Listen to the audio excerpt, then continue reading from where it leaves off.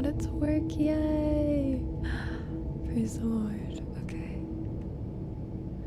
Hey guys, how's it going?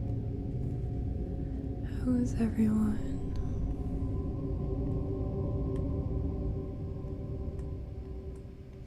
Hello, hello, hello.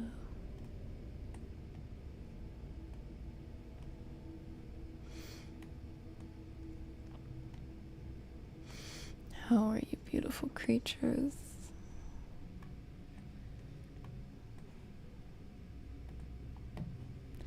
Ladies, gents, and men of the night.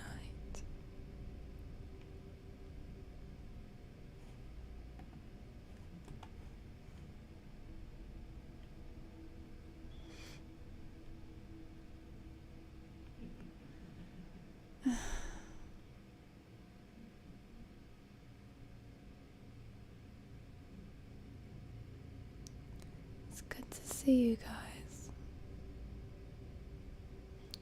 Hi, Monster Eater, Adam, Mr. Riddler, Connor, Flame, Fan, Mercurio. Oh, I like that name. Lost Library Book, Eternal, Offworld, Ibrahim, George, Keep You Stoned. Hi guys, Jean-Francois, hello. Right, if the audio is balanced enough for you guys, then we will go ahead and proceed. What do you say? Hmm?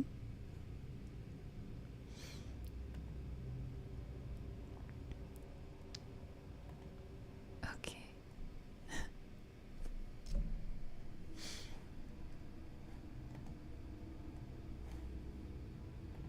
Uh-oh.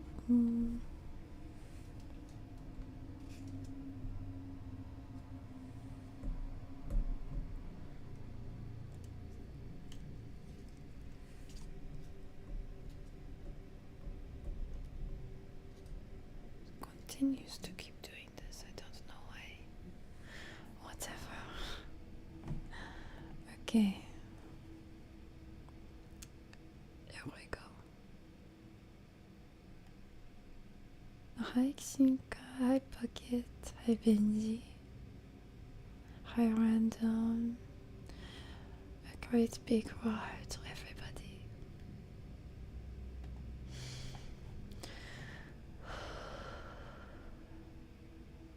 Yeah, let's go ahead and keep the voiceovers off. If you are curious what exactly the voice narration sounds like for this game, you can find gameplays on YouTube or the Steam page for this game. The game's title is marked in the description. It is a very nice voice. It's a deeply man voice, but this time you will hear me narrating the game. Okay. And without further ado,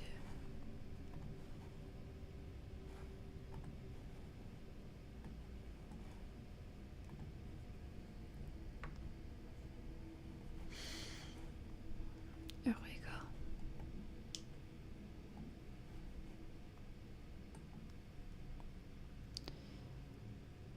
Dagon is a faithful, interactive adaptation of Lovecraft's work, focused on story and atmosphere. You will not find difficult choices, action sequences, or inventory management here, and movement is limited to progressing to locations along with the plot.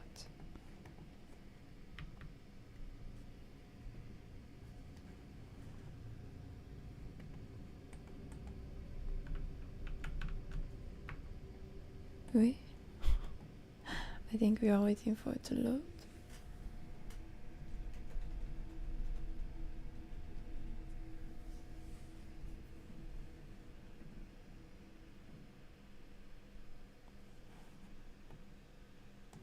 Ah.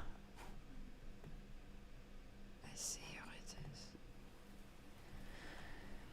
I am writing this under an appreciable mental strain. since by tonight I shall be no more.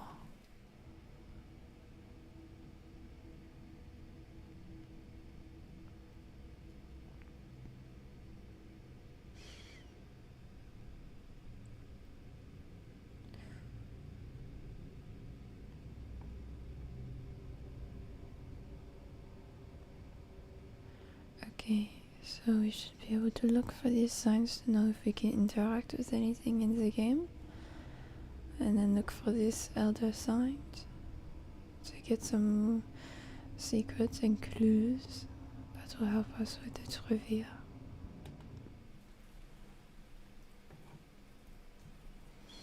And this is the first example. So we are in one small room. The random bedpost there. A desk behind us. And one sole window. Penniless. And at the end of my supply of the drug which alone makes my life endurable, I can bear the torture no longer, and shall cast myself from this garret window into the squalid street below.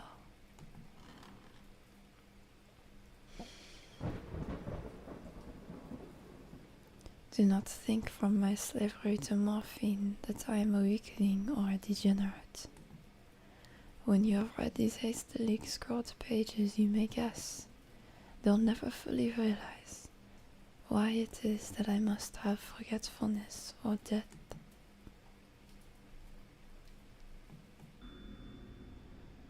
Morphine entered into use in the 19th century and was routinely administered to treat severe pain during the American Civil War, which took place from 1861 to 65, and World War I from 1914 to 1918.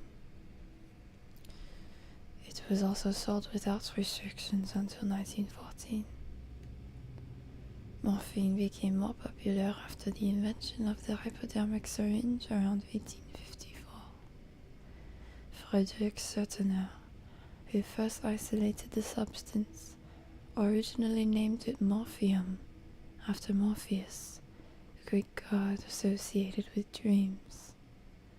And at the time when Dagon was published, morphine abuse, known as soldier's disease, already posed a big problem in the United States.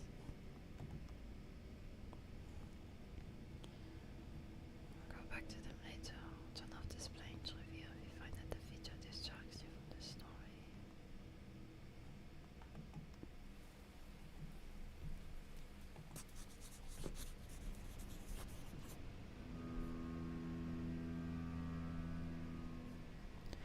It was in one of the most open and least frequented parts of the broad Pacific that the packet of which I was supercargo fell a victim to the German 𝗖𝗢𝗡𝗧.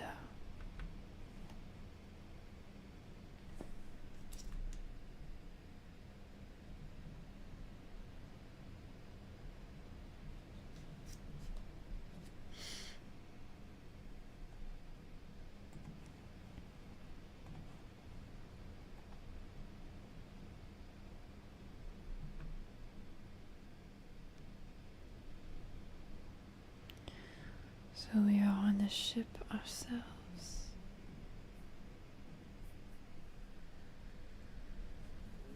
Oh, Francisco, hello, and thank you for the memberships. Thank you, sweetheart.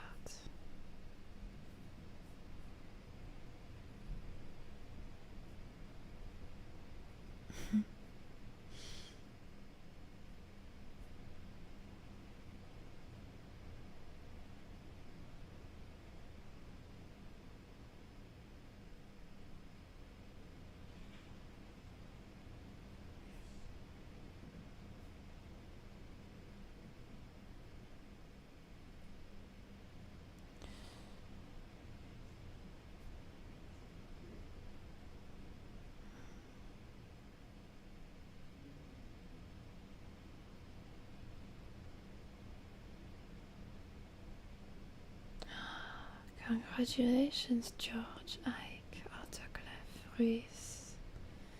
W. Mans from San Francisco. Woohoo! Yay, Random finally got a membership as well. Congratulations. Green Gang is expanding. How lovely.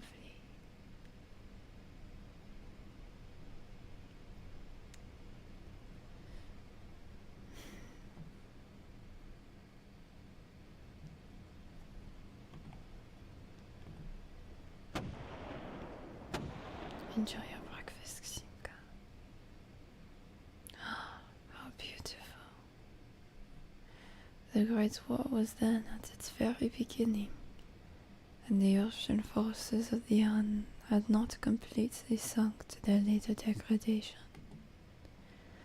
so that our vessel was made a legitimate prize, whilst we of her crew were treated with all the fairness and consideration due us as naval prisoners.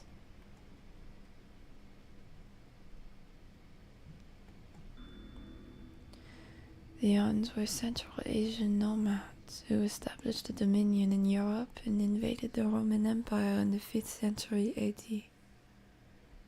They were known as brutal, deadly warriors, and the masters of quick raids who also developed powerful composite bows, lassos, and early siege weapons. During World War I, the British used the word Hun as a synonym for Germans in order to emphasize their brutality.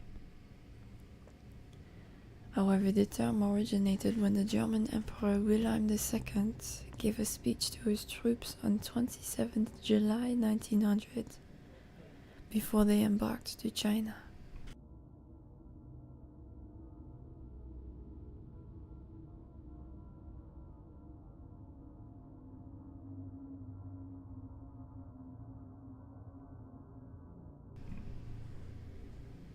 Should you encounter the enemy, you will be defeated. No quarter will be given. Prisoners will not be taken. Whoever falls into your hands is forfeited.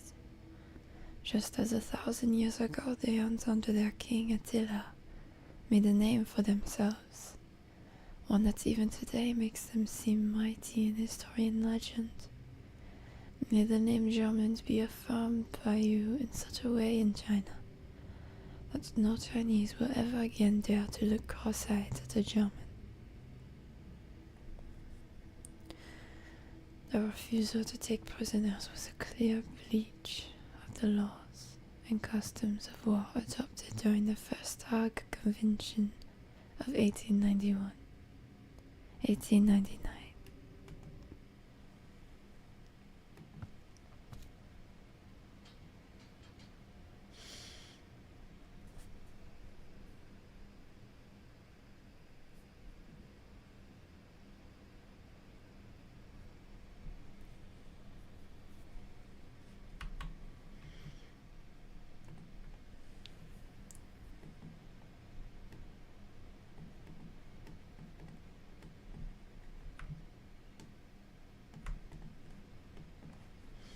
There is a black bar on the screen. Yeah, let me get rid of that for you.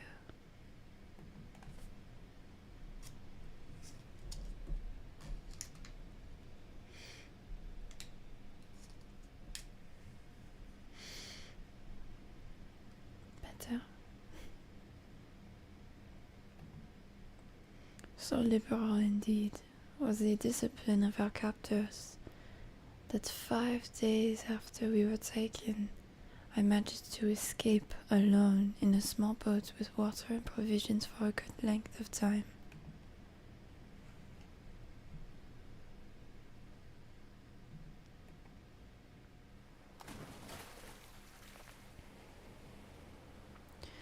When I finally found myself adrift and free, I had but little idea of my surroundings. Never a competent navigator, I could only guess vaguely by the sun and stars that I was somewhat south of the equator. Of the longitude I knew nothing, and no island or coastline was in sight.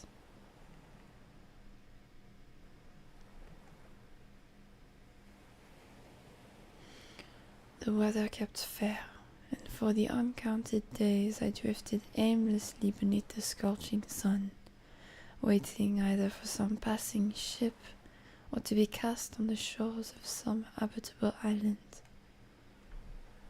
some habitable land.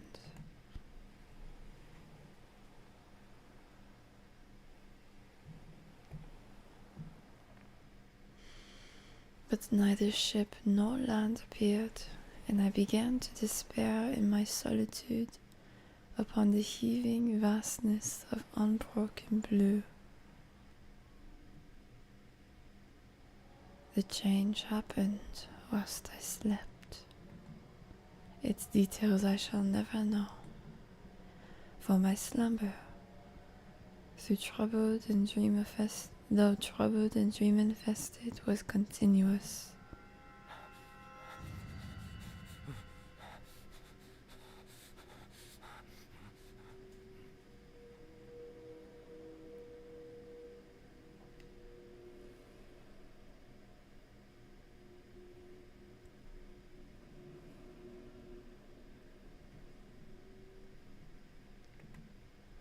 When at last I awaked, it was to discover myself half sucked into a slimy expanse of hellish black mire, which extended about me in monotonous undulations as far as I could see,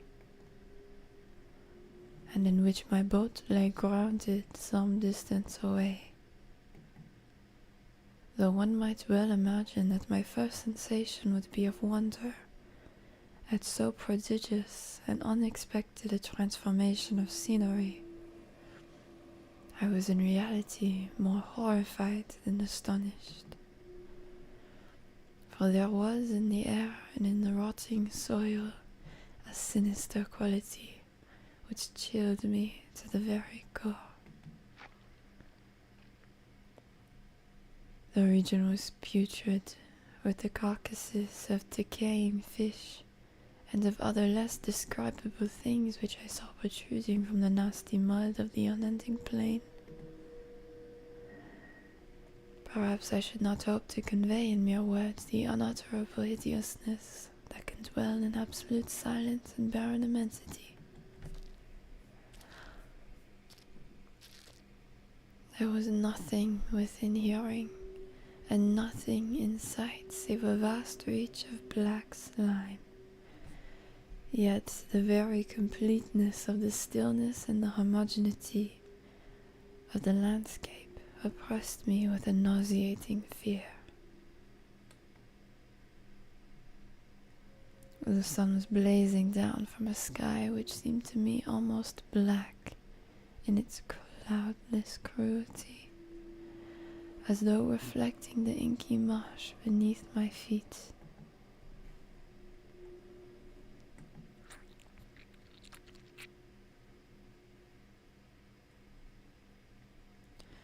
As I crawled into the stranded boat, I realized that only one theory could explain my position. Through some unprecedented volcanic upheaval, a portion of ocean floor must have been thrown to the surface, exposing regions which for innumerable millions of years had lain hidden under unfathomable watery depths. So great was the extent of the new land which had risen beneath me, that I could not detect the faintest noise of the surging ocean, strain as my ears might.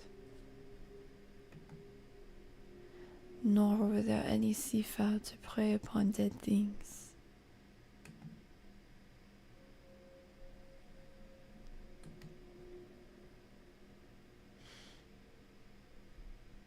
For several hours I sat thinking or brooding in the boat, which lay upon its side, and afforded a slight shade as the sun moved across the heavens. As the day progressed, the ground lost some of its stickiness and seemed likely to dry sufficiently for traveling purposes in a short time.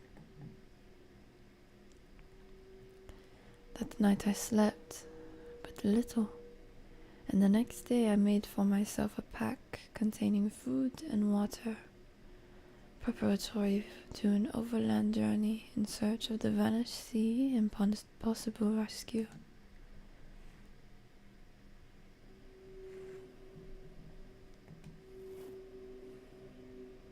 On the third morning, I found the soil dry enough to walk upon with ease.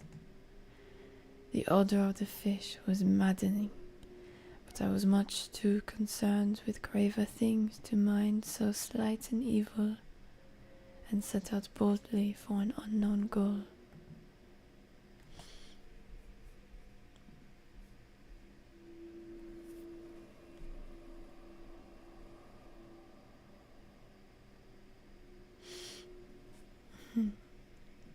Thank you, Lost Library Book.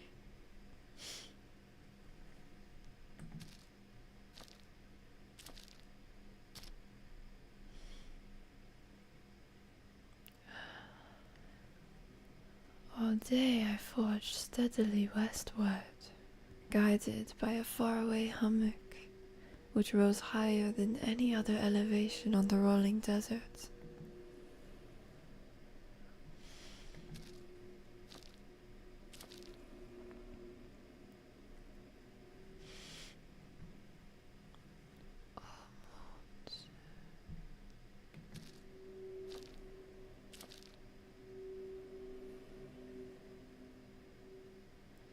That night I encamped, and on the following day still traveled toward the hummock, though that object seemed scarcely nearer than when I had first espied it.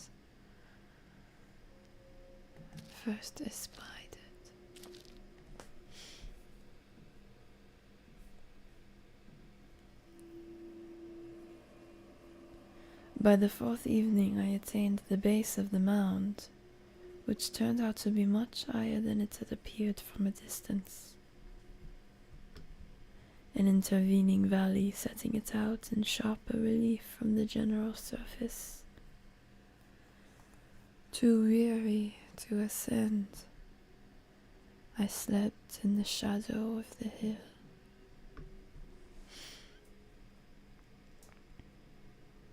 I know not why my dreams were so wild that night, but ere the waning and fantastically gibbous moon had risen far above the eastern plain,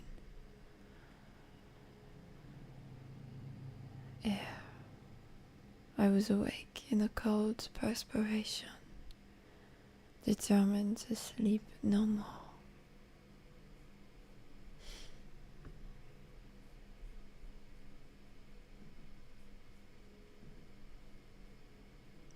Such visions as I had experienced were too much for me to endure again, and in the glow of the moon I saw how unwise I had been to travel by day. Without the glare of the parching sun, my journey would have cost me less energy. Indeed, I now felt quite able to perform the ascent, which had deterred me at sunset. Picking up my pack, I started for the crest of the eminence. Hi, Romance ASMR.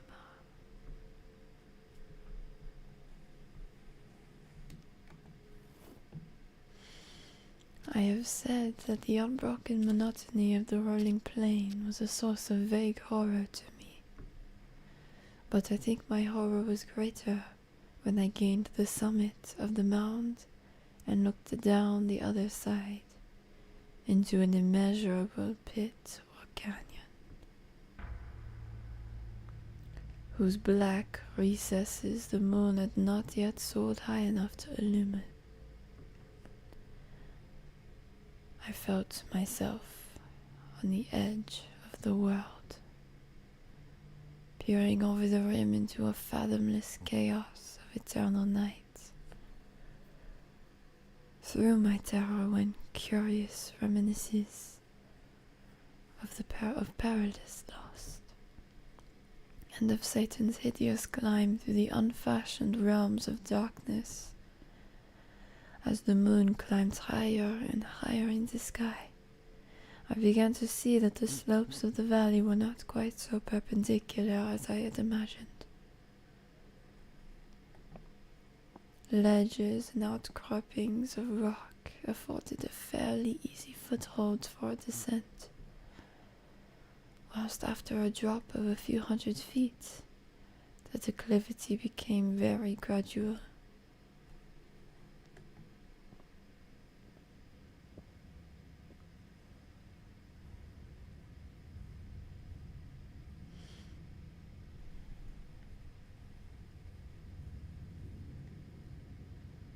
Hi, Alex.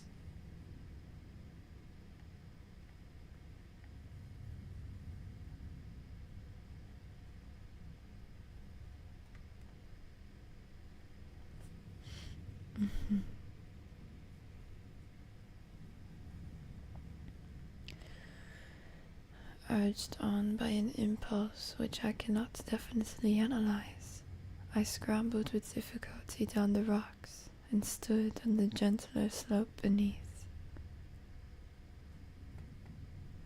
gazing into the Stygian deeps,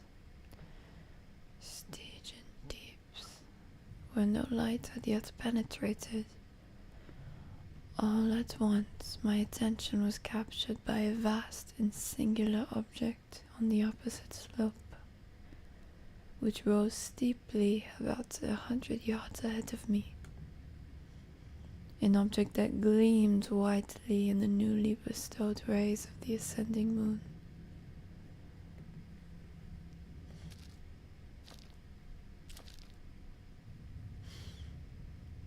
Watching equals. That it was merely a gigantic piece of stone, I soon assured myself, but I was conscious of a distinct impression that its contour and position were not altogether the work of nature. A closer scrutiny filled me with sensations I cannot express.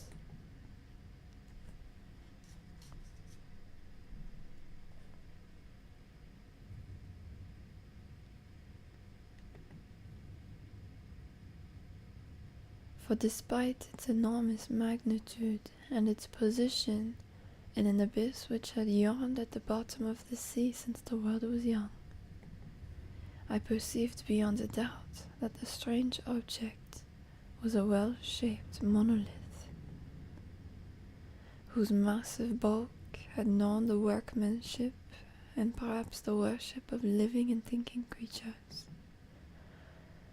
Dazed and frightened, yet not without a certain thrill of the scientist's or archaeologist's delight, I examined my surroundings more closely.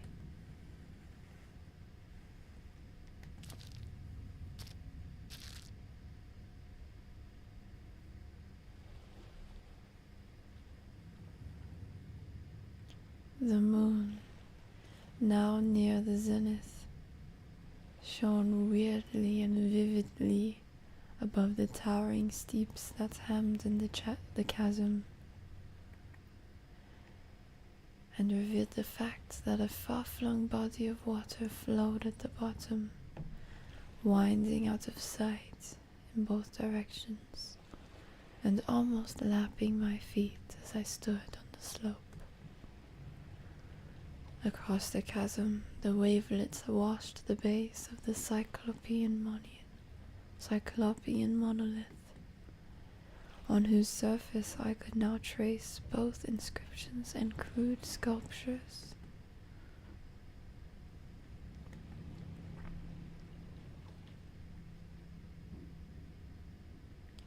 The writing was in a system of hieroglyphics unknown to me, and unlike anything I had ever seen in books.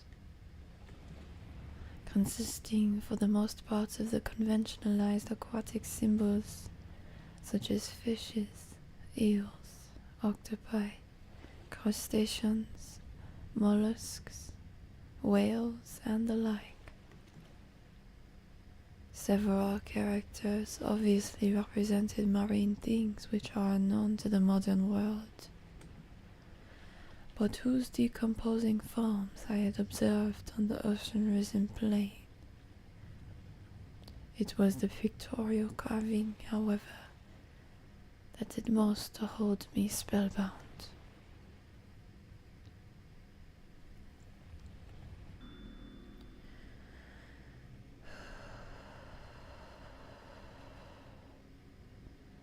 Dagon contains many themes and storytelling methods that Lovecraft developed in his later works, such as telling the story through carvings, journals and characters' notes, islands emerging from the ocean, or fictional beings and deities based on real events and mythologies.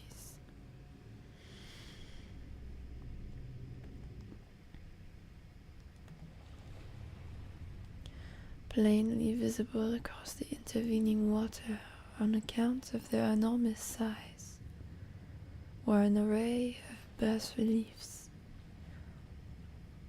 whose subjects would have excited the envy of a Doré. I think that these things were supposed to depict men, at least, a certain sort of men, though the creatures were shown disporting like fishes in the waters of some marine grotto, or paying homage at some monolithic shrine which appeared to be under the waves as well.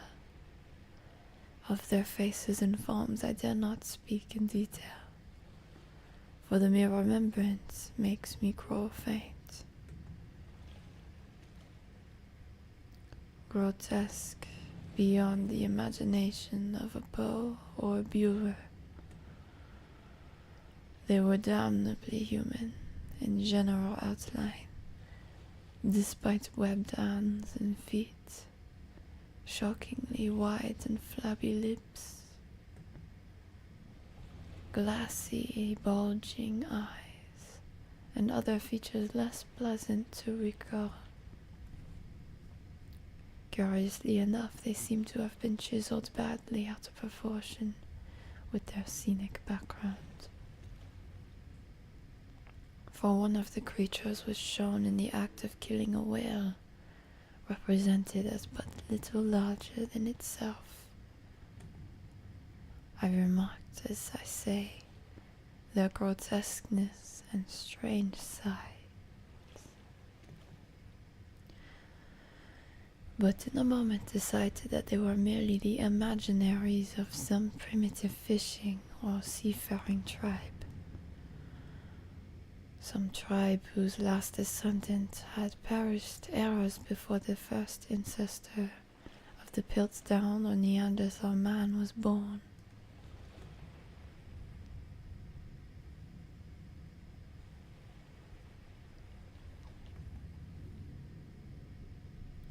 Awestruck at this unexpected glimpse into a past beyond the conception of the most daring anthropologist,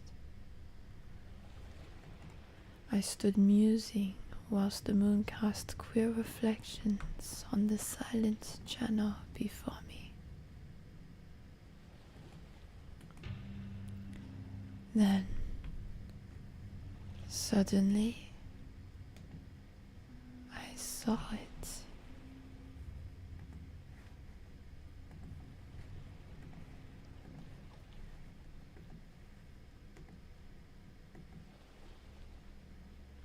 With only a slight churning to mark its rise to the surface, the thing slid into view above the dark waters.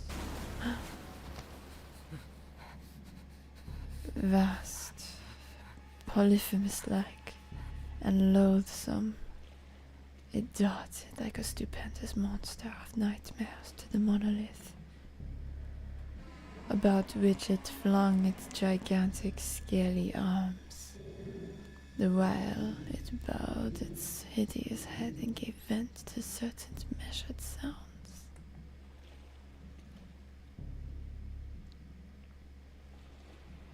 I think I went mad then, of my frantic ascent of the sloping cliff, and of my delirious journey back to the stranded boat. I remember little.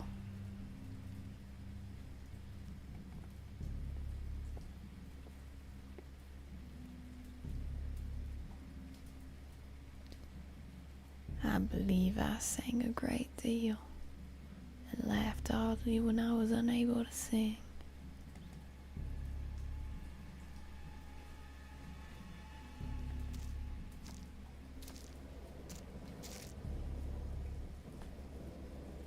It is ready.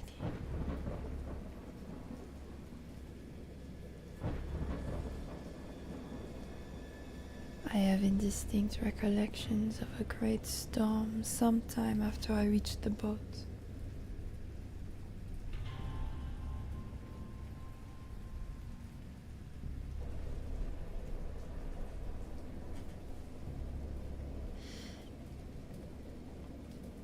At any rate, I know that I heard peals of thunder and other tones which nature utters only in her wildest moods.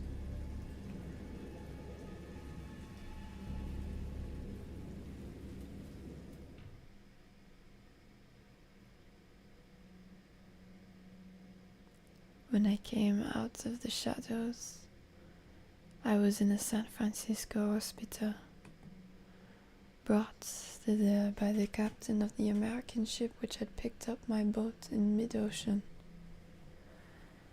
In my delirium I had said much, but found that my words had been given scant attention.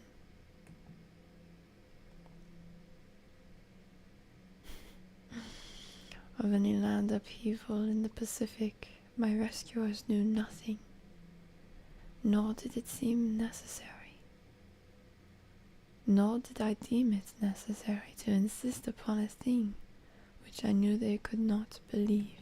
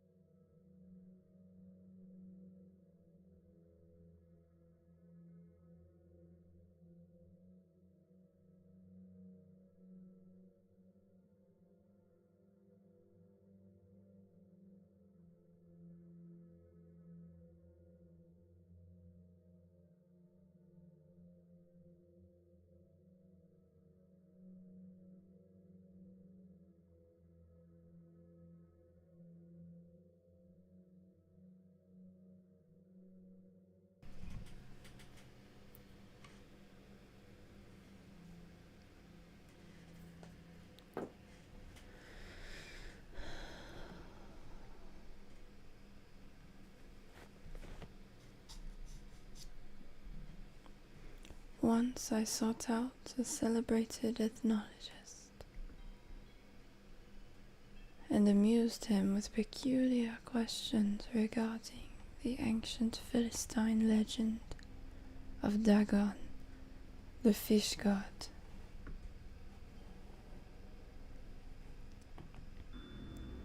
Dagon was the main deity of the Philistines, worshipped throughout the Middle East as the ancient god of fertility and crops. In Hebrew, the word Dagon was a common noun for grain. The rulers of Akkad Mesopotamia chose him as the patron saint of their war conquests. He also appeared as the judge of the dead in a Syrian poem, and an underworld prison warder in one of the Babylonian texts. He is often mistakenly taken for a fish god due to the wrong interpretation of his name, as in Hebrew, the word dag means fish. In Lovecraft's works, Dagon is an underwater deity ruling over the deep ones, a humanoid race with fish traits that resides in the oceans. He is worshipped by a secret cult called the Esoteric Order of Dagon.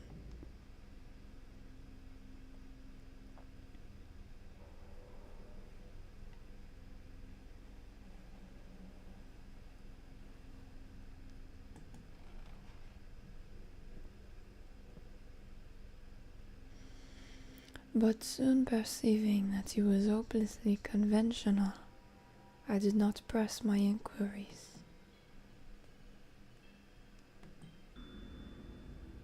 Auguste Derleth and the Cthulhu Mythos.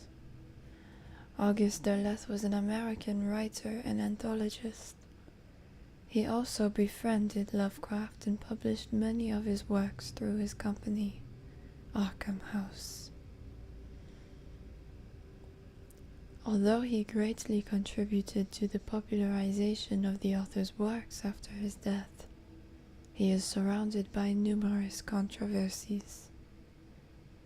One of his most questionable decisions involved introducing the good versus evil doctrine, as Derleth was a devout Catholic, to the Cthulhu mythos, which contrasted with Lovecraft's view of the world and his approach to cosmic horror. As a result, the author's works are often misunderstood and misrepresented in today's culture. It is also worth noting that Lovecraft was never really interested in creating a mythology, and the term Cthulhu mythos was coined by Derleth after the author left the mortal plane. Also, Isaac.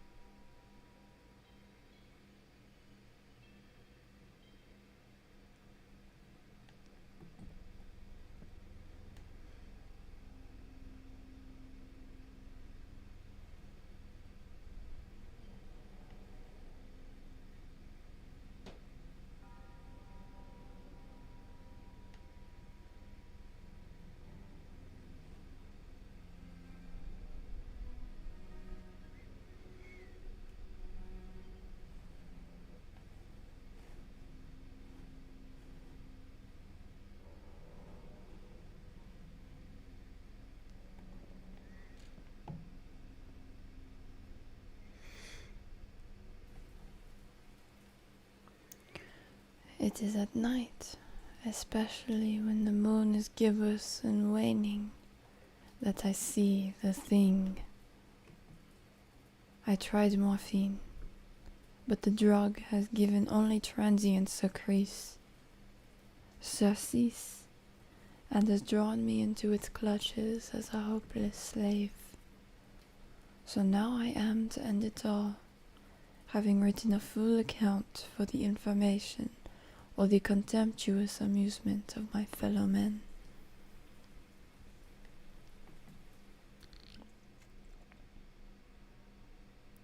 Often I ask myself if it could not have all been a pure phantasm, a mere freak of fever as I lay sun-stricken and raving in the open boat after my escape from the German man-of-war. This I ask myself, But ever does there come before me a hideously vivid vision in reply. I cannot think of the deep sea without shuddering at the nameless things that may at this very moment be crawling and floundering on its slimy bed, worshipping their ancient stone idols and carving their own detestable likenesses on submarine obelisks of water-soaked granite. I dream of a day when they may rise above the billows to drag down in their reeking talons the remnants of puny, war-exhausted mankind. Of a day when the land shall sink and the dark ocean floor shall ascend amidst universal pandemonium.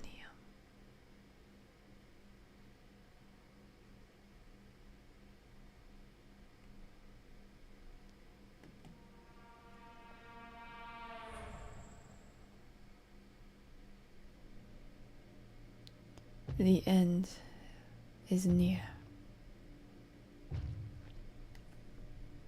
I hear a noise at the door, as of some immense slippery body lumbering against it.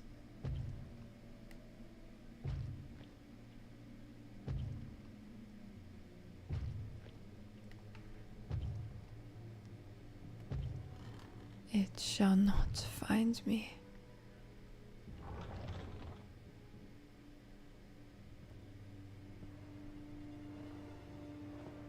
Gosh, that hand.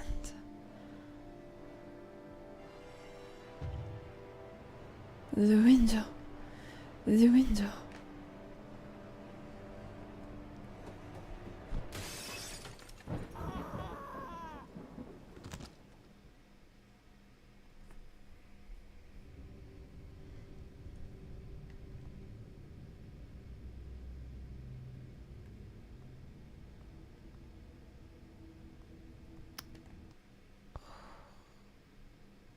And that is the end of it. Au revoir. Thank you so much. I hope you enjoyed. Take care. And scary stories have been accompanying men for centuries. They have many faces and forms. But what is their purpose? Why do we enjoy being afraid so much? During our therapy, I'll try to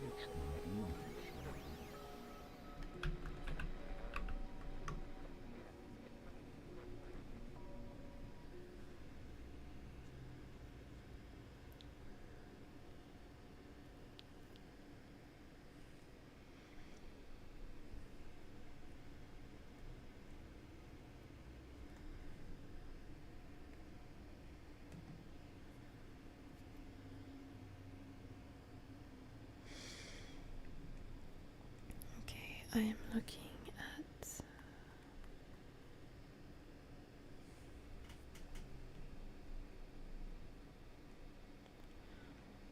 what else Dagon has, the makers of this game.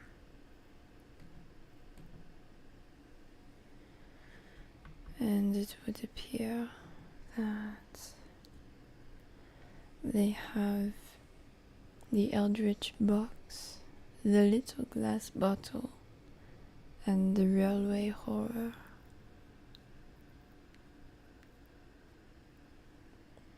If you wish, we can continue this, or we can end it here.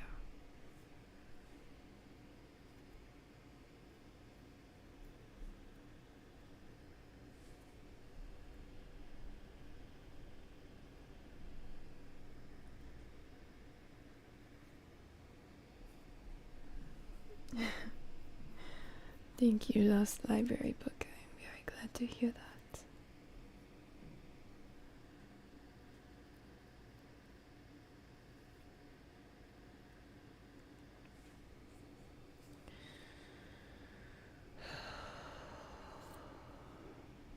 So vocabulary was on point. Yes, that was a very fun read, I think.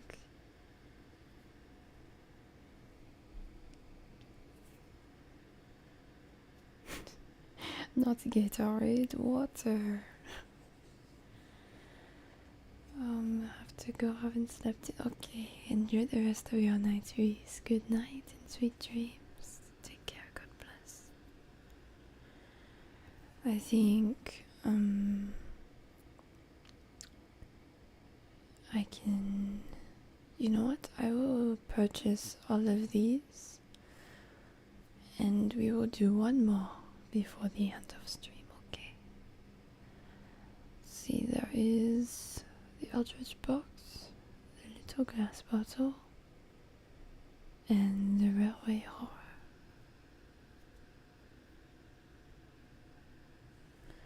Okay.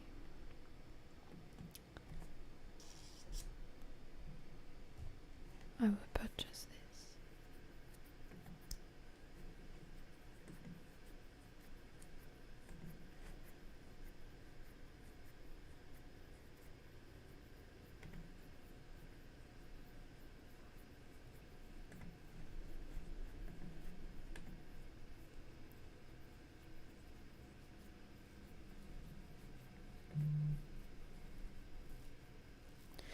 And here no, although you do sound sorry. It's okay, we can do one more. Okay? Don't worry, I will not leave you hanging. Let us see. Okay, there it is. I was about to say, I just bought them all. Where are they?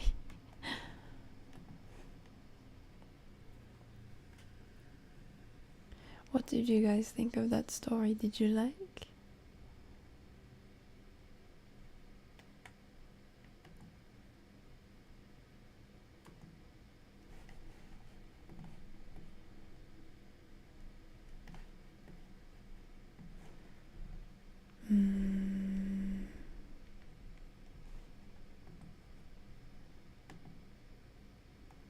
Ah. Here we are. Okay. I think I can just... Aha, here we are. Okay. So we did Dagon.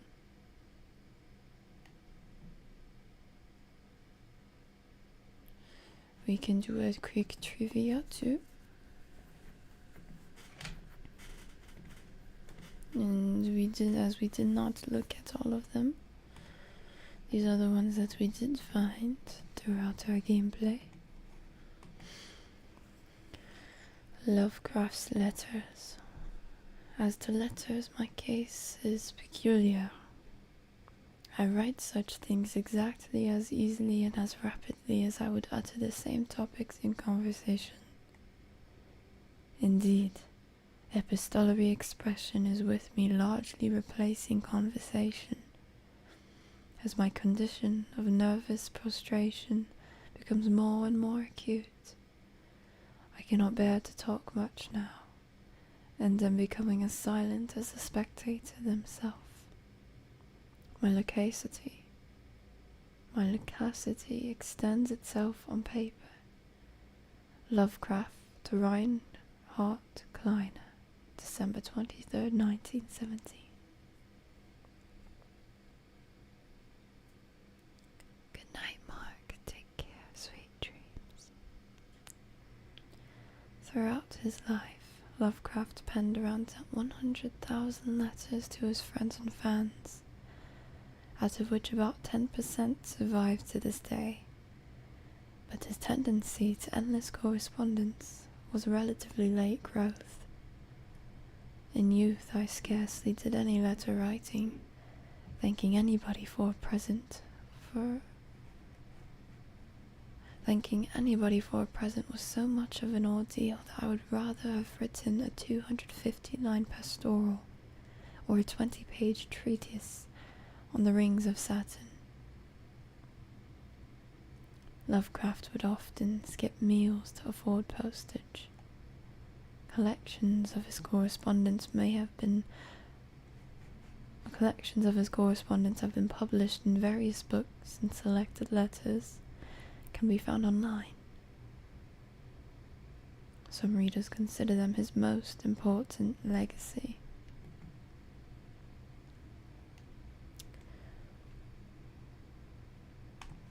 Lovecraft and the Great War.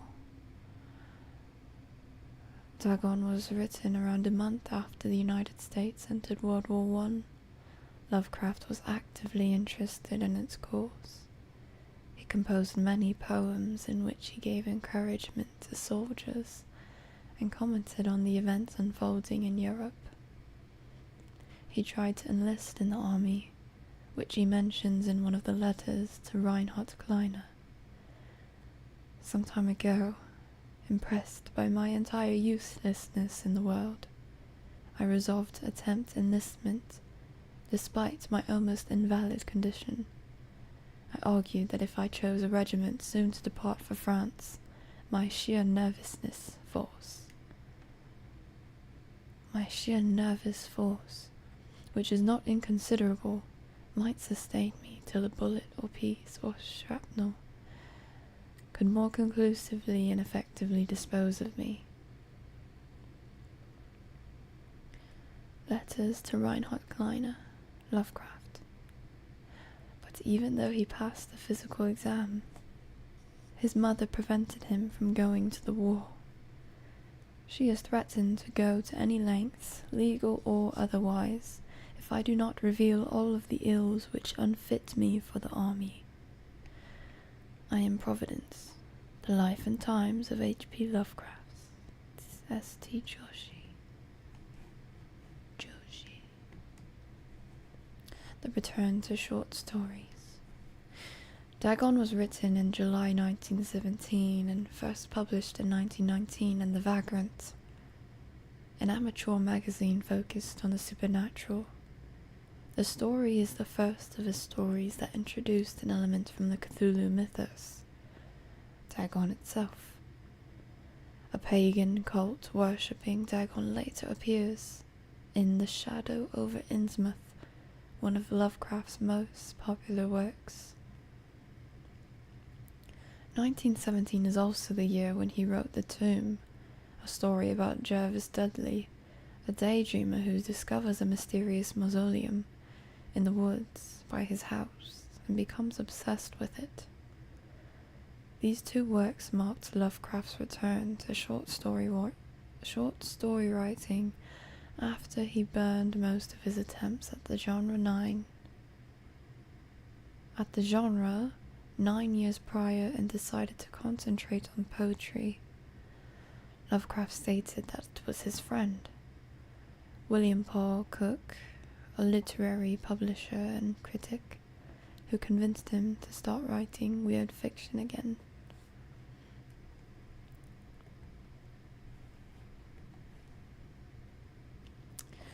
The origins of Dagon.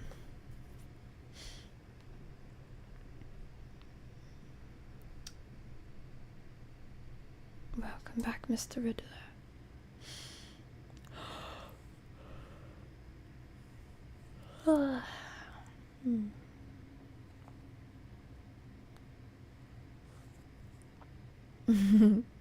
Random comes back to a pleasant surprise. How sweet.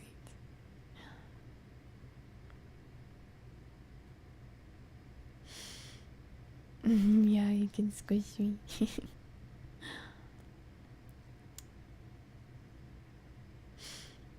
Dagon seems to be inspired by Fishhead.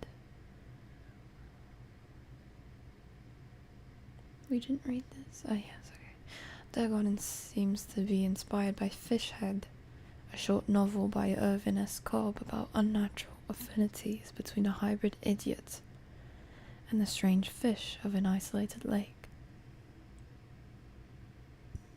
And Lovecraft's dream about a strange island emerging from the ocean and him crawling on the ooze that covered its surface. I dreamed that whole hideous crawl, and yet can feel the ooze sucking me down. Lovecraft's interest in the topic stemmed from his aversion to fish and sea smells. In his own words, I've hated fish and feared the sea, and everything connected with it, since I was 2 years old. but I cannot recall what earlier experience gave me such a profound and lasting aversion to the sea and seafood.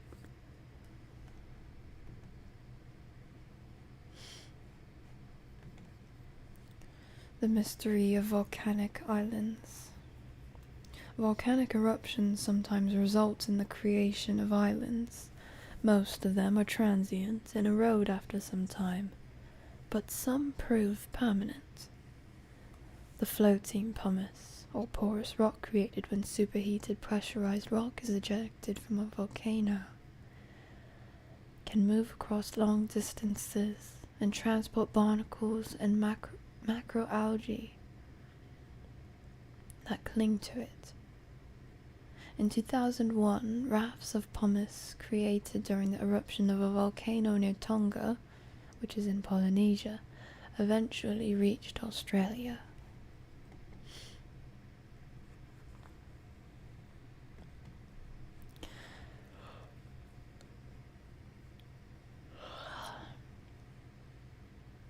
The creator of the Cthulhu mythos and the fictional underwater city of Relaya was convinced that life could not exist at the bottom of the ocean because the water pressure would not make it uninhabitable.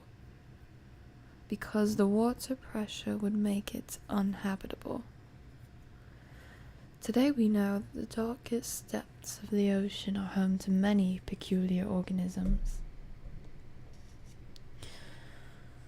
The deepest dwelling fish we have discovered so far, the Mariana snailfish, can live about 8,000 meters, or more than 26,000 feet, below the ocean's surface, in never-ending darkness and at hellishly crushing pressures, hundreds of times stronger than those found at sea level.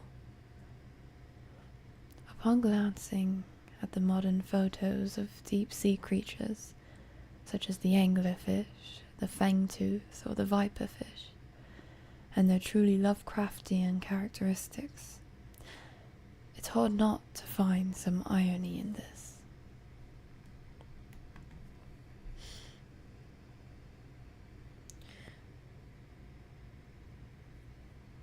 When I was a wee library assistant, Lovecraft books we basically never bothered with. We assumed they would be stolen and may return randomly years later.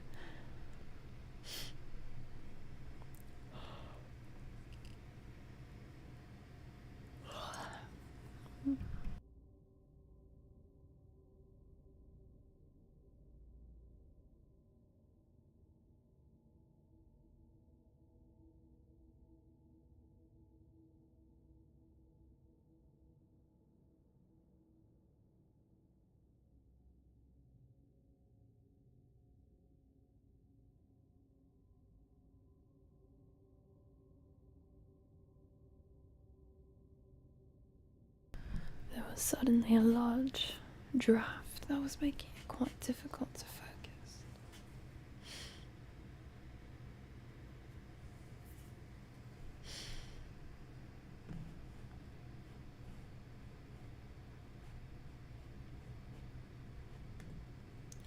The loner. Contrary to popular opinion, Lovecraft was not an ever-frowning, eccentric, grumpy loner. He considered himself to be a person who appreciated humor. Moreover, he would often meet with friends in his apartment or at various cafes in Brooklyn and Manhattan. At times, his social life was so intensive his work would suffer for months. There was a point when he finally decided he needed to put an end to daily meetings and loitering in New York cafeterias, and resorted to hiding at home and reading with the main room light turned off, pretending he wasn't there whenever a friend knocked on his door. He also had another method of deterring his guests, which involved greeting them in a bathrobe, with an unmade bed visible in the background and piles of papers scattered across the floor. That's interesting. I like that. The Piltdown Man. Lovecraft would often use the latest scientific discoveries as inspiration for his works. He would even update his stories at the last moment in order to make sure they reflected the latest breakthroughs. Unfortunately, this method was not without its flaws. After Lovecraft's death, the Piltdown Man discovery mentioned in Dagon turned out to be a paleoanthropological fraud. In 1912, Charles Dawson, an amateur archaeologist, announced that he had discovered the missing link between ape and man. The fossilized remains of a previously unknown early human. Years later, they turned out to be a forgery, but by that point the fraud had already managed to negatively affect the early research on human evolution. In the year when the discovery took place, the majority of the scientific community believed Dawson indeed found the missing link. In 1953, the more you know. In 1953, Time magazine published evidence proving that Dawson was a con man. It turned out that the fossils of the previously unknown early human consisted of a human skull, the jaw of an orangutan, and chimpanzee teeth.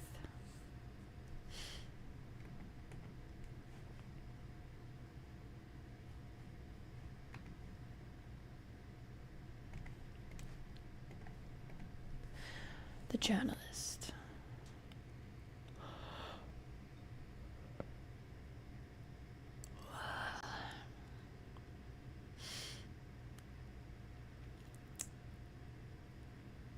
He was of I minus the racism and inability to understand basic geometry. Lovecraft was a prominent figure in the world of amateur journalism. In 1915, he started publishing his own journal called The Conservative, which included political and social commentary, poetry, short stories, and literary criticism written by him and other authors. Howard was a skilled wordsmith, but he also took criticisms to heart, which resulted in his decision to step away from writing poetry and concentrate on weird fiction again, for the first time since his teenage years. Dagon, published in 1919, is one of the short stories written during that period. In this example excerpt from The Conservative, the master of horror fiction explains his attitude towards warfare and the idea of world peace. Why any sane human being can believe in the possibility of universal peace is more than the conservative can fathom. Should the entire civilized world agree simultaneously to disarm, one or more nations would undoubtedly retain secret armaments and at the proper time take advantage of their more altruistic and less astute contemporaries in a wild career of conquest against unarmed victims. No country is or ever can be above warfare until the basic impulses of the human animal shall have miraculously changed.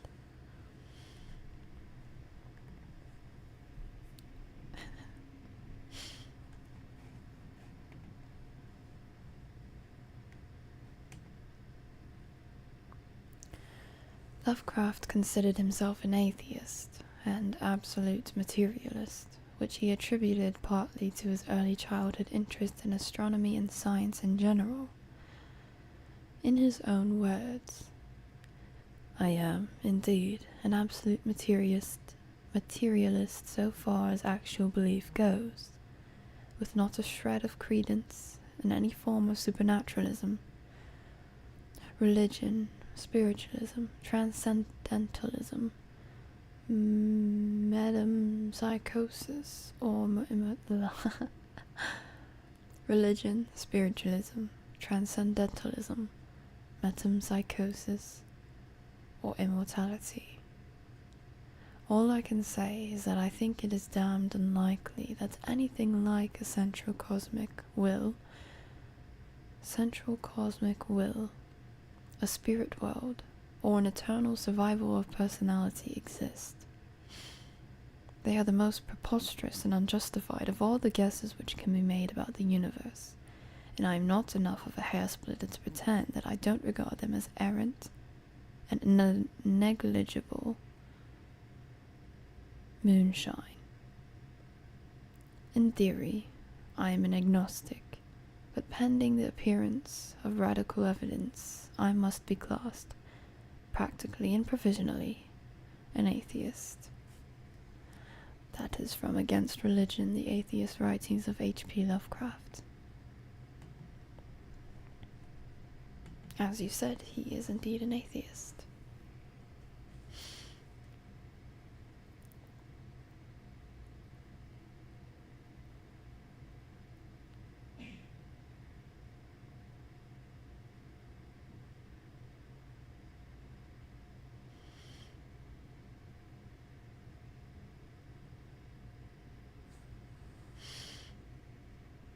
Like I said, this man's vocabulary was sharp as a tack, indeed.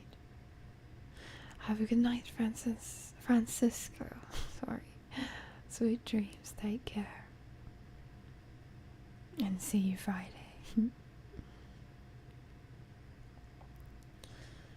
In defense of Dagon. In 1921, Lovecraft released a series of 3 essays. The defense reopens. The defense remains open, and final words. Later published as a collection titled In Defense of Dagon, in which he rebuked a series of criticisms directed at his works. Some notable quotes. I paint what I dream, and will let the public settle the rest amongst themselves.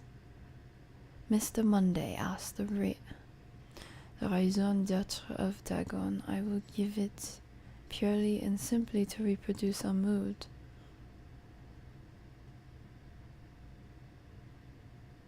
Its object is the simplest in all art, portrayal.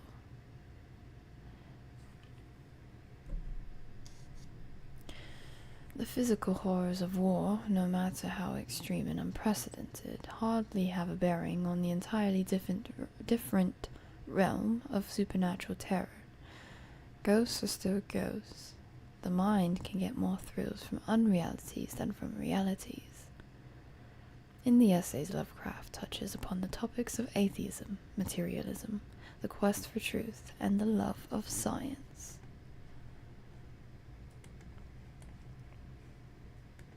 The Marketer. Live, laugh, love. Good night and sweet dreams watching equals.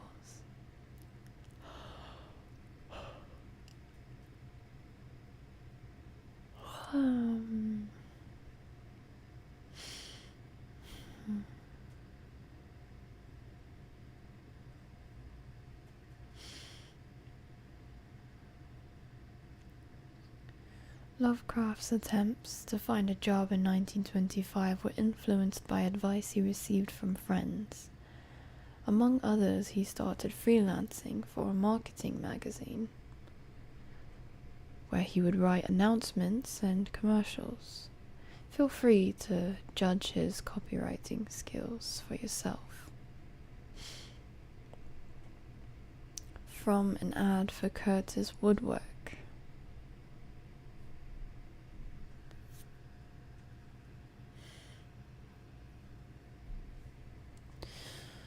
Curtis Woodwork embraces both the usual structural units and the cleverest contrivances of built-in or permanent furniture, such as bookcases, dressers, buffets, and cupboards. Wait, this is interesting.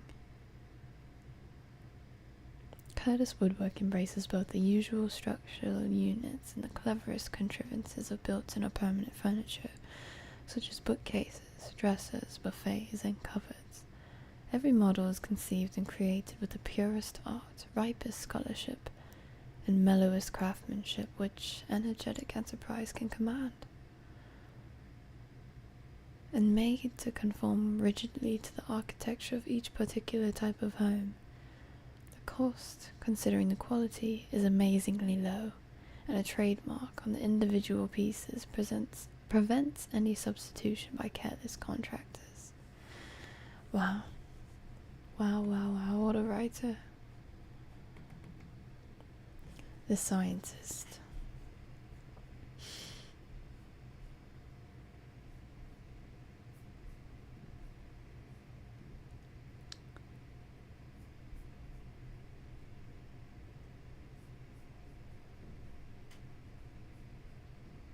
These days, the word scientist is a widely accepted term, but at the time Dagon was published, it was subject to a wide debate. After the author used it in the story, critics pointed out that men of science was a more appropriate term to employ.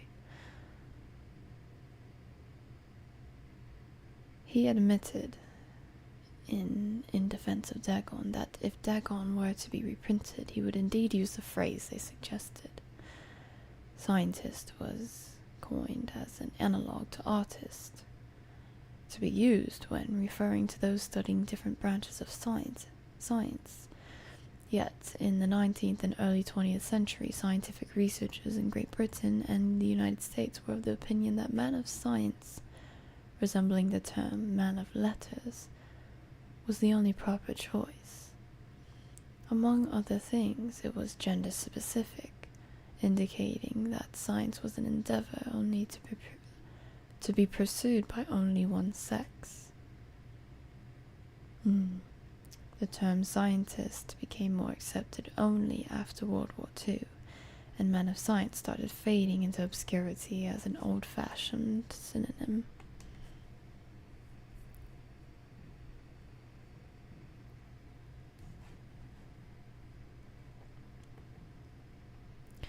Lovecraft hated tobacco. Lovecraft on tobacco and alcohol. Lovecraft hated tobacco, even though he used to smoke when he was 12. 12!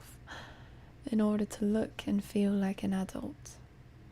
In his correspondence with friend Reinhard Kleiner, he claims that he quit as soon as he started wearing long pants. He also had a very strong opinion about alcohol, as evidenced by his letter to Zelia Brown, dated 13 February 1928. As for the matter of drinking, I have never tasted intoxicating liquor, never intend to.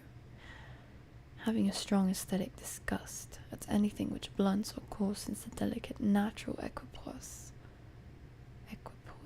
of the evolved human intellect and imagination. Drinking excited my personal repugnance. Hence, I don't drink. Let the herd do what they will. I am rather in favor of prohibition. The prohibition of any one antisocial force, as well as of any other. Spirit of revision.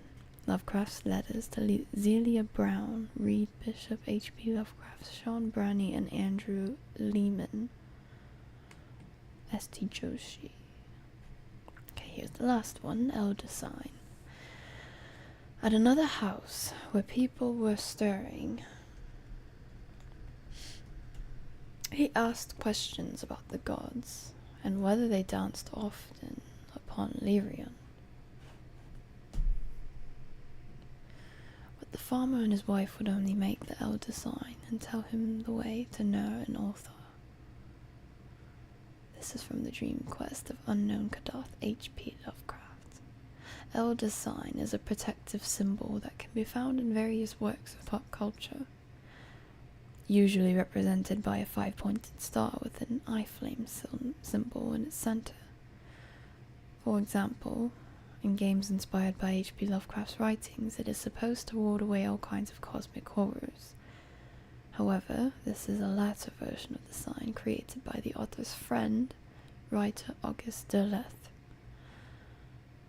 In our game, we have used the original symbol as designed by Lovecraft in the form of a 6-pointed branch, which he sometimes included in letters to his friends.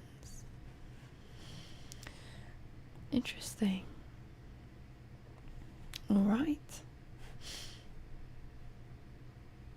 Very, very interesting. What are you guys trying to kick me off to bed, eh?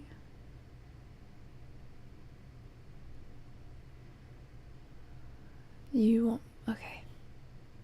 If you'd rather I end the stream here, next time we can hear the installations of the little glass bottle, the railway horror, and the eldritch box, which, in fact, I may very well put a poll up on a community post so you can vote for which one you would like to hear next.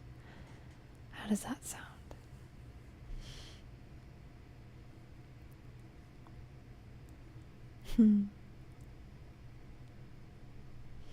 Your granddad was 7 when he started smoking. Oh my, that's crazy.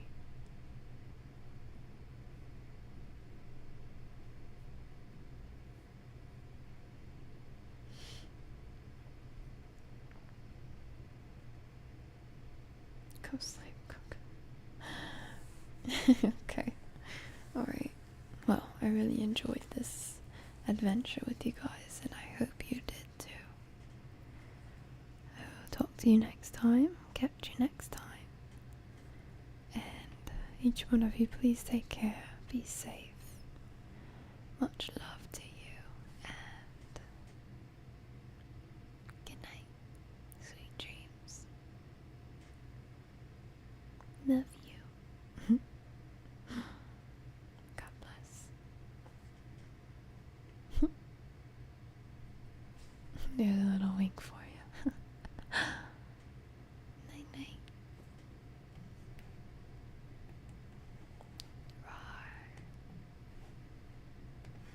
Roar. Roar.